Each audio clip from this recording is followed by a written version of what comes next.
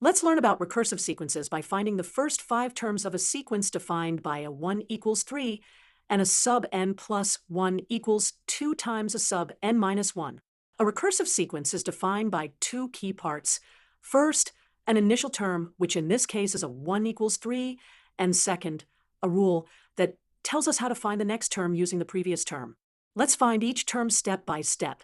We already know the first term, a 1 equals 3. To find the second term, we use n equals 1 in our recursive formula. So a 2 equals 2 times a 1 minus 1. That's 2 times 3 minus 1, which equals 5. For the third term, we use n equals 2. So a 3 equals 2 times a 2 minus 1. That's 2 times 5 minus 1, which equals 9. For the fourth term, we use n equals 3. So a 4 equals 2 times a 3 minus 1.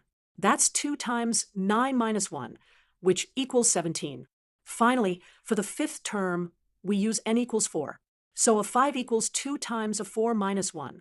That's 2 times 17 minus 1, which equals 33. Let's summarize our sequence.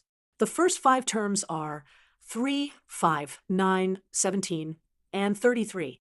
Notice how each term depends on the previous term. That's what makes this a recursive sequence. Remember, in a recursive sequence, each term is calculated using the previous term or terms. This creates a pattern where each new term builds upon what came before it.